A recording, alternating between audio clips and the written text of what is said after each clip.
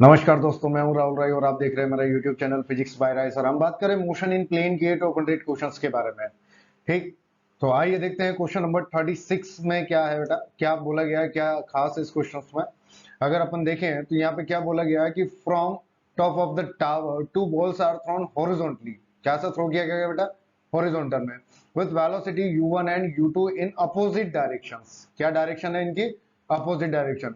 ठीक, if their velocities are perpendicular to each other just before they strike the ground, है ना, जब वो टकराती है उससे पहले उनकी जो वेलोसिटीज है वो क्या है? परपेंडिकुलर है एक दूसरे के। Then find the height of the tower.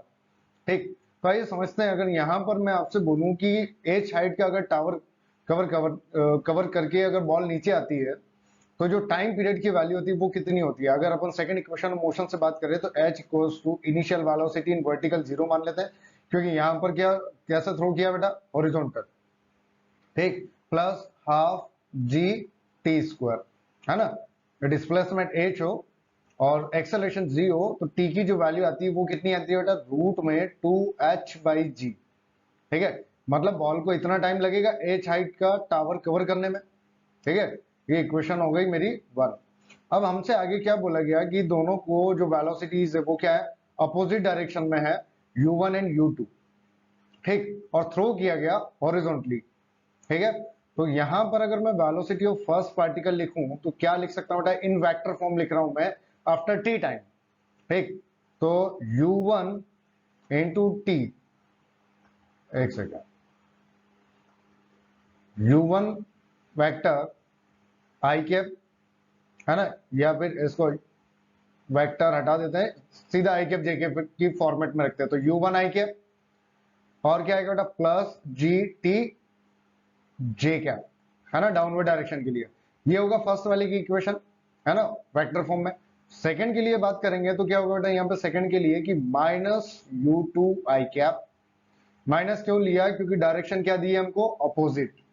Plus vertical में तो सेम होगा बेटा। ठीक, अब हमसे बोला गया कि if their velocities are perpendicular, है ना, तो परपेंडिकुलर के केस में क्या होता है कि dot product of two vector, तो v1 वेक्टर और v2 वेक्टर इक्वल्स टू क्या हो जाएगा बेटा? 0, है ना। क्योंकि जब वेक्टर फॉर्म में हम बात करते हैं तो a vector dot b vector equals to क्या होता है? Magnitude of a magnitude of b और cos थीटा। अब जब एंगल 90 डिग्री होगा, थीटा की वैल्यू 90 डिग्री होगी, तो cos 90 कितना हो जाएगा बेटा? 0 हो जाएगा। ठीक है, तो यहाँ पे ये बना अपना v1 vector into v2 vector equals to 0। अब इन दोनों का मल्टीप्लाई करते हैं, डॉट प्रोडक्ट करते हैं, तो क्या होगा बेटा? i डॉट i 1 होता है, i डॉट j 0 होता है। यहाँ पर जो वैल्यू आएगी वो क्या आ जाएगी? u1 u2 और आगे साइन माइनस का बेटा, plus g square t square equals to 0। तो t की वैल्यू क्या आएगी भाई? यहाँ से u1 u2 अपॉन g, और यहां पर इसका स्क्वायर रूट आएगा, g का ऑलरेडी स्क्वायर है तो वो हट जाएगा। ठीक है, ये इक्वेशन आई सेकंड, है ना। t की वैल्यू आई यहाँ पर रूट में u1 u2 बाई g, और इससे पहले हम t क्या निकल चुके थे बेटा? रूट में 2h बाई g। तो दोनों इक्वेशंस को इक्वल कर देते हैं, तो इक्वेशन 1 इक्वल्स टू क्या हो जाएगा बेटा? 2। तो यहां से root 2h by g equals to क्या आएगा? स्क्वायर रूट ऑफ, इसका रूट एक्चुअल में सिर्फ आपका u1 इंटू u2 पर है, u1 इंटू u2 बाई जी।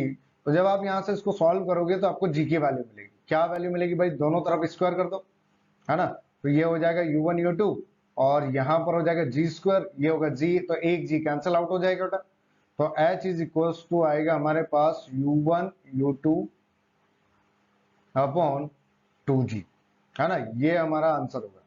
ठीक है, आई बात समझ में? तो इस टाइप के क्वेश्चंस जरूर करें, ये आते रहते हैं इस टाइप के क्वेश्चंस। ठीक है, अगर आपको समझ में आ रहा है तो लाइक करें, सब्सक्राइब करें, शेयर करें। इसी टाइप के और एडवांस लेवल तक के आपको क्वेश्चंस यहाँ पे मिलने वाले हैं। हर बुक यहाँ पे कवर हो जाएगी ऑलमोस्ट आपकी। ठीक है, तो आपको बहुत सारी बुक्स परचेस करने की जरूरत नहीं है।